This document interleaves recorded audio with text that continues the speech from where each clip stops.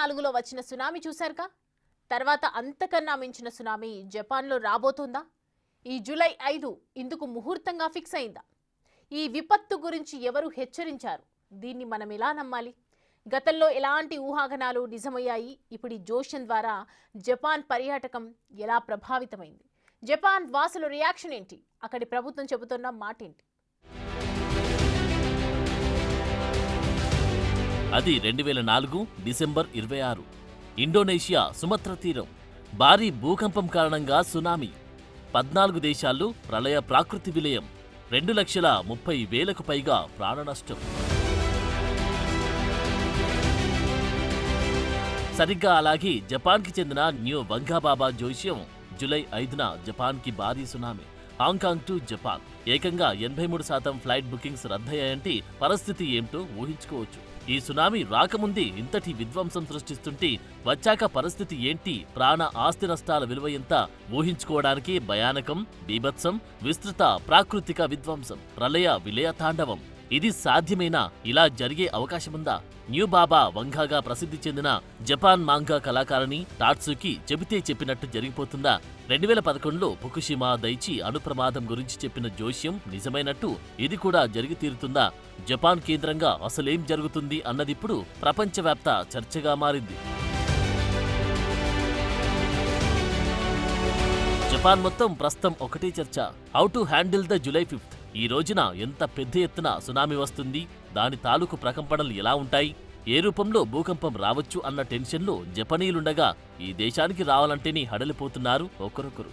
Hong Kong to జపాన్కి నడిచే flight bookings ఎంత దారుణంగా పడిపోయాయంటే బాప్రే, అంతగా జపాన్ కోచాలతో సహా కదిలిపోతుందా అన్న టెన్షన్. అయితే ఈ పుకార్లను నమ్మవద్దని కోరుతుంది జపనీస్ ప్రభుత్వం. కానీ జనం మాత్రం ప్రభుత్వ సూచన లైట్ తీసుకుంటూ న్యూ బాభావంగా చేసిన ఈ హెచ్చరికలను సీరియస్ గా భావిస్తున్నారు. నాటి సునామీని ఒక్కసారిగా కంటి ముందుకు తెచ్చుకుంటున్నారు. ఆ ఊహల్లో నుంచి ఉలిక్కి పడుతున్నారు. జపాన్ అంటే భూకంపాలు సర్వసాధారణం. ఈసరికి జపనీయులు భూకంపాలకు బాగా అలవాటు పడిపోయారు కూడా.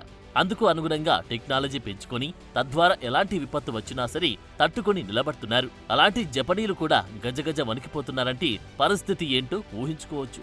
న్యూ బాభావంగా ద ఫ్యూచర్ ఐసా అని తన పుస్తకం ద్వారా కోవిడ్-19ని అంచనా వేశారు. చెప్పింది చెప్పినట్టు జరిగింది. ఆ తర్వాత 2025 జూలైలో జపాన్కి ఒక భారీ విపత్తు సంభవించబోతున్నట్టు చెప్పారు. దీంతో జపనీయుల గుండెల్లో రైళ్లు పరిగెడుతున్నాయి. అది జరిగినట్టు ఇది జరిగితే అన్న టెన్షన్తో గజగజ వణికిపోతున్నారు.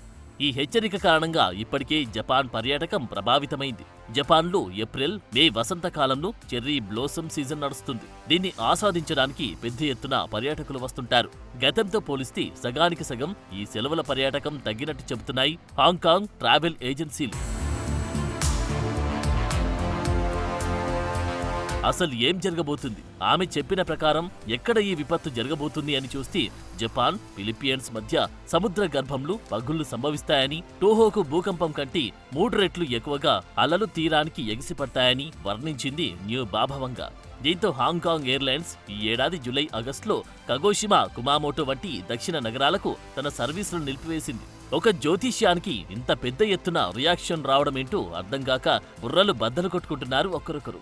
అయితే ఇదంతా గతంలో ఆమె చెప్పిన జోష్యాలు ఫలించడం వల్ల వచ్చిన రియాక్షన్ గా భావిస్తున్నారు. మార్చి 2011లో జరిగిన టోహోకు భూకంప సునామీ, యువరాణి డయానా మరణం, ఫ్రెడ్డీ మార్క్యూరీ మరణం వంటి వాటితో పాటు కోవిడ్-19 మహమ్మారి వంటి అనేక ప్రధాన సంఘటనలను ఆమె అంచనా వేశారు. 2030లో కోవిడ్ కొత్త ప్రాణాంతక రూపం తిరిగి పుట్టుకొస్తుందని కూడా ఆమె తన కాలజ్ఞానంలో రాశారు. జూన్ చివరి వారం నుంచి ఈ ప్రభావం కనిపిస్తోంది. గత ఏడాదితో పోలిస్తే ఈ ఏడాది జపాన్ ఫ్లైట్ బుకింగ్స్ 50% తగ్గాయని రిపోర్ట్ చేసింది బ్లూంబర్గ్ ఇంటెలిజెన్స్. లోకల్ క్యారియర్లు, బోయింగ్ విమానాలు నడుపుతున్న ఎయిర్లైనర్లు 15 నుంచి 20% రద్దయ్యాయి. కొందరు జపాన్ టూరిస్టులైతే తమకెంతటి అత్యవసర పనులున్నా వాటిని జూలై నెల నుంచి వాయిదా వేసుకుంటున్నారు. ఏటా ఈస్టర్ సెలవుల డిమాండ్ ఎక్కువగా ఉంటుంది. గ్రేటర్ బే ఎయిర్లైన్స్ గతం కన్నా ఈ సీజన్లో తక్కువగా ఉండడం తను తీవ్రంగా కలవరపెడుతుందని ప్రకటించింది. యోషిహిరో గవర్నర్ ఆఫ్ మియాగి చెప్పే లాజిక్ ఏంటంటే ఈ పుకార్లన్నీ తప్పు. జపనీయులేమీ దేశం విడిచి విదేశాలకు పారిపోవడం లేదుగా. ఈ చిన్ని లాజిక్ మీరు ఎలా మిస్ అవుతున్నారు? ఒకవేళ జపాన్ అంత అల్లకల్లోలమైపోతే ఇక్కడి వారు ఇంత నిమ్మలంగా ఎలా ఉంటారు? దీన్ని బట్టి మనం అర్థం చేసుకోవాల్సింది ఏంటంటే ఈ గాసిప్స్ నమ్మొద్దు. ప్రపంచ ప్రజలు కూడా దీన్ని విశ్వసించి జపాన్ని సందర్శించాలని ఆశిస్తున్నానంటూ పిలుపునిచ్చారా గవర్నర్. జపాన్ ఎంత టెక్నికల్లీ హై-ఎండ్ లాంటి దేశం కావచ్చు గాని అక్కడ ఉండేది మనుషులే.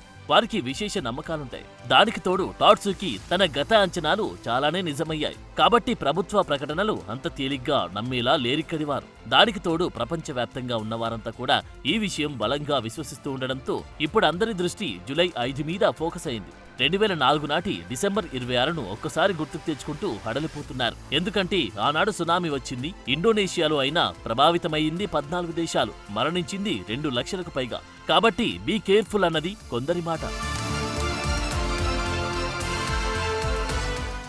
ఇప్పటి వరకు ఈ ప్రపంచాన్ని తమ భవిష్యవాణి ద్వారా నమ్మించిన వారు వేళ్ల మీద లెక్కబెట్టగలిగినంత మాత్రమే ఉన్నారు. అందులో నోస్ట్రడామస్ ఒకరైతే, తర్వాత మన తెలుగు కాలజ్ఞాని వీరబ్రహ్మేంద్ర స్వామి వారు ఒకరు. వీరితో పాటు బాబా వంగ, న్యూ బాబా వంగ అంటూ కేవలం 4 మాత్రమే ఈ రోజులో వెలుగులోకి వచ్చారు. నోస్ట్రాడామస్ ఒక ఫ్రెంచ్ జ్యోతిష్య వైద్య నిపుణుడు. తన పుస్తకం లెస్ ప్రాఫిటిస్ ద్వారా ప్రసిద్ధి చెందాడు. ఇందులో ఆయన కవితా రూపంలో అనేక భవిష్యత్ అంచనాలు రాసుకొచ్చాడు. ఇవి ఆ తర్వాతి రోజుల్లో కొన్ని చారిత్రక ఘటనలకు సంబంధించి సరిపోల్చితే ఇది ఏనాడు నోస్ట్రాడామస్ చెప్పినవిగా నమ్మేవారు. నోస్ట్రాడామస్ లెస్ ప్రాఫిటిస్ అనే ఈ పుస్తకం 1555లో మొదటిసారి వెలుగులోకి వచ్చింది. ఇందులో 1000 క్వార్టైన్లు లేదా 4 లైన్ల పద్యాలుంటాయి. అయితే వీటి ద్వారా ఆయన చెప్పినవి ఏవేవి నిజమయ్యాయో చూస్తే లండన్ అగ్ని ప్రమాదం, ఫ్రెంచ్ విప్లవం, 2వ ప్రపంచ యుద్ధం, హిరోషిమా నాగసాకి అణువిధ్వంసం, నెపోలియన్, అడాల్ఫ్ హిట్లర్ ఎదుగుదల, Apollo moon landing, space shuttle Challenger విపత్తు, వేల్స్ రాణి డయానా మరణం, వరల్డ్ ట్రేడ్ సెంటర్ పై సెప్టెంబర్ 11 దాడులు వంటివి నోస్ట్రాడామస్ సూచించినట్టు గుర్తించారు చరిత్రకారులు. ఇవి ఆయన చెప్పినట్టు జరిగాయంటారు. సరిగ్గా అదే సమయంలో భారత్ కి సంబంధించి మోడీ గురించి కూడా నోస్ట్రాడామస్ రాశారని 2016లో తన ఫేస్బుక్ లో రాసుకొచ్చారు. కేంద్ర మంత్రి కిరణ్ రిజిజు 2014 నుంచి 2026 వరకు ఆయన పాలన సాగుతుందని, మొదట మోడీని అందరూ ద్వేషిస్తారు కానీ తర్వాతి కాలంలో ఆయన భారత్ కి మాత్రమే కాకుండా ప్రపంచానికి మార్గదర్శిగా ఎదుగుతారంటూ నోస్ట్రాడామస్ 1555లోని ఊహించినట్టు చెప్పారాయన.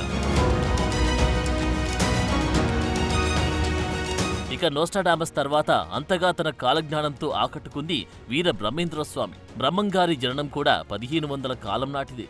తన కాలజ్ఞానం ద్వారా జరగబోయే సంఘటనలు, సాంఘిక మార్పులు, సాంకేతిక పురోగతి గురించి జోస్యాలున్నాయి.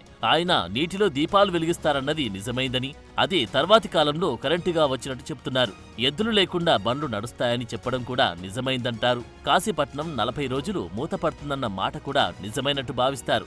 అంబ 16 ఏళ్ల పాటు రాజ్యమేలుతుందని ఇందిరాగాంధీ గురించి చెప్పినట్టుగాను విశ్వసిస్తారు. తెర మీద బొమ్మలు గద్దెనెక్కుతారని అనడం కూడా ఎంజీఆర్, ఎన్టీఆర్, జయలలితతో పోల్చుతారు. ఇక రాచరికాలు పోయి రాజుల పాలన నశిస్తుందని చెప్పడం కూడా నిజమేనని అంటారు. ఆకాశాన పక్షి వాహనాలు కూలి ఎందరో మరణిస్తారని చెప్పడం విమాన ప్రమాదాలకు సంబంధించినదిగా భావిస్తారు.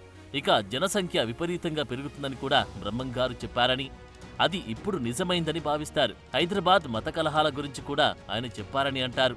దేవస్థానాలు కొన్ని కాలగర్భంలో కలుస్తాయని, దేవతా విగ్రహాలు తొలగిస్తారని కూడా ఆయన అన్నట్టుగా భావిస్తారు. ఇక శ్రీలంక తీవ్రవాదం గురించి చెప్పారని, పొట్టివాడైనా గట్టివాడు పాలిస్తాడని ఆయనే లాల్ బహదూర్ శాస్త్రిగా చెబుతారు. అడవి మృగాలు ఊళ్ళోకి వస్తాయని ఆనాడే బ్రహ్మంగారు ఊహించినట్టుగా చెబుతారు. నేపాల్ భూకంపం గురించి అప్పుడే చెప్పను బ్రహ్మంగారని అంటారు. ఇంకా ఆయన చెప్పినవి జరిగే అవకాశముందని విశ్వసిస్తారు. బల్గేరియాకు చెందిన బాబా వంగ కాలజ్ఞానం ప్రకారం ప్రపంచం తీవ్రమైన ఆర్థిక సంక్షోభాన్ని, ప్రకృతి వైపరీత్యాలను ఎదుర్కొంటుందని చెప్పినట్టు తెలుస్తోంది. ముఖ్యంగా స్టాక్ మార్కెట్లు కుప్పకూలి ప్రపంచవ్యాప్తంగా నిరుద్యోగం, పేదరికం పెరిగే అవకాశముందని ఆమె అన్నారని, ప్రస్తుతం అదే నిజమవుతుందని అంటారు. అడవుల్లో కార్చిచ్చులు, కరువు కాటకాలు, తాగునీటి సమస్య తలెత్తుతుందని ఆమె అంచనా వేసినట్టు చెబుతారు. గ్రహాంతర జీవులు భూమిపై కనిపించవచ్చని కూడా బాబా వంగ అంచనా. భారత్లో ఉష్ణోగ్రతలు 50 డిగ్రీలకు చేరవచ్చని, ఇందువల్ల పంట పొలాలపై మిడతల దాడి జరిగి కరువు కాటకాలు ఏర్పడవచ్చని కూడా బాబా వంగ చెప్పినట్టు భావిస్తారు. ఇక బాబా వంగ చెప్పింది చెప్పినట్టు నిజమైనవేవని చూస్తే సెప్టెంబర్ 11 దాడులు జరిగాయని వంగ చెప్పినట్టు భావిస్తారు. డయానా మరణం, చైనా ఎదుగుదల, 2వ ప్రపంచ యుద్ధం వంటివి సంభవిస్తాయని బాబా వంగ చెప్పింది చెప్పినట్టు నిజమైనట్టుగా నమ్ముతారు. ఇప్పుడు తాజాగా న్యూ బాబా వంగ తెరమీదికి రావడం, ఆమె చెప్పింది చెప్పినట్టు జరగడం ఒక వింతగాను భావిస్తారు. అయితే ఇక్కడ వీరంతా కలిసి కొన్ని కామన్ పాయింట్లు చెప్పారని, ఇదంతా ఒక హంబగ్గా కొట్టిపారేస్తారు కొందరు. ఆనాడు వారేదో సంచలనం కోసం ఊహించడం, అవి యాదృచ్ఛికంగా జరగడం తప్ప ఇందులో మరో మ్యాజిక్ లేదని అంటారు. ఇప్పుడు న్యూ బాభావంగా చెప్పింది జరుగుతుందా లేదా తెలియాలంటే మనమంతా జూలై 5 వరకు వేచి చూడాల్సిందేనంటారు మరికొందరు.